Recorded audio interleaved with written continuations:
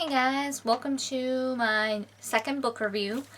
This week I am going to be talking about this, Halo by Alexandra, I'm totally going to butcher her last name, Adornetto?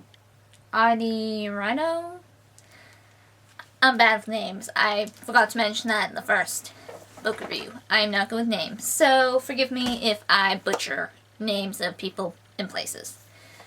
Alright, so this book right here, like the title kind of hints at, it's about angels.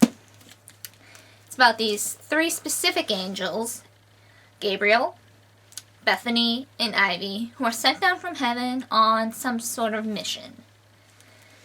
They are sent to this place called Venus Cove, and they're basically trying to get people to do more good in the world. Since, our world is full of war, famine, and just downright mean people. So their job is to kind of get people to more involved in the community, get people to trust each other more, and just be all around better people.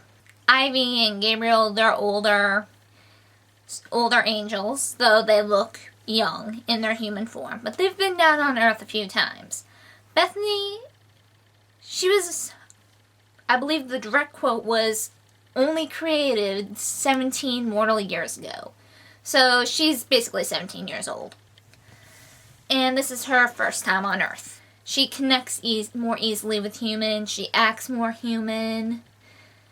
Gabriel and Ivy, they've learned to kind of distance themselves. Bethany does not have that discipline. So Bethany is enrolled at the high school, and Bethany meets this one guy. Yeah, there has to be a guy. His name is Xavier Woods, and they are attracted to each other. They start a relationship, and things go drama-filled from there. So I'll just leave that off there, and yeah, not the best synopsis. So these three, they have to go through a lot of shit to hide that they are angels. Because people aren't supposed to know what exactly lies beyond them after death. Because if they know there is an actual heaven and hell, then they're going to definitely try hard to be good. Which is good. But at the same time, doing good deeds just for the sake of getting the reward after, and the reward being, not being sent to hell, that's not really good. Doing good deeds just to be rewarded. You do good deeds because it makes you feel good.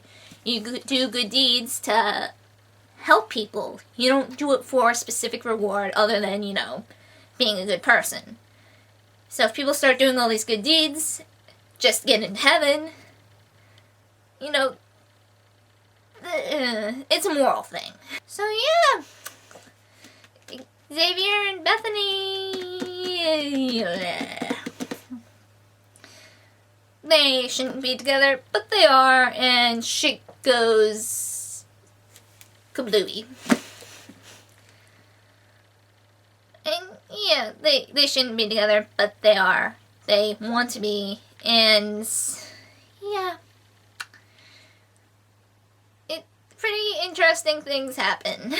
This book is told from the first person point of view from Bethany. This is her point of view. So Bethany, she's pretty human. She has human thoughts, human feelings. I don't know. This book, not my favorite, not my least favorite. From reading the inside cover, I know it was going to be about love. In the first 4 lines, it pretty much clarifies that. That being, an angel sent to Earth on a mission, but falling in love is not part of the plan. So yes, this is a love story. So if you do not like love stories, I would not advise this. So it starts off really slow, but once you get through roughly halfway through the book, things start really picking up, and I just kept flipping pages, wanting to see what happens next. So it took a while for me to get really sucked in, but once I was, I want to get this book done. I want to see what happened. I want to know. Some parts of it are really boring. I will admit that. And it takes a while to get the story really flowing. I felt a bit of this could have been cut out and it still would have been a good story. It made sense. Bethany kind of pisses me off sometimes.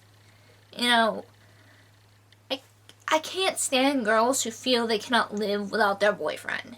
And in the story, Bethany sometimes goes down that road. And it makes me want to punch something. Like, I like strong female characters. And at some points, she seemed really weak as a character and as a person, which is understandable. I'm not saying that's totally bad. Because if a character is too strong and doesn't have any weaknesses, it doesn't make them relatable. But when that weakness is being away from your boyfriend, it kind of ticks me off. Which is why I could not get into Twilight. FYI. Yeah, some parts of the story were slow. Bethany kind of pisses me off a few points during the book. But at the same time, I can't hate her. And speaking of pissing off, Xavier kind of annoyed me several points. You know, felt like he needed to be the big bad protector. It's like, dude, she's an angel. She's pretty capable of taking care of herself. She could probably, like, punch you through a wall if she wanted to. And, you know, she has 2 other angels with her. Who are stronger than her. And more powerful. I don't think you need to be all macho and try and prove you can protect her. So it's like, dude, you can't take on half the shit that these angels can take on.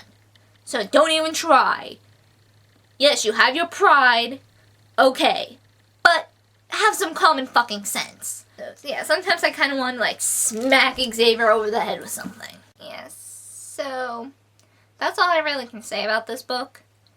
You know, not the best thing I read, not the worst. Some parts pissed me off, some parts I liked. Characters had their pros and cons. They had their strengths and weaknesses.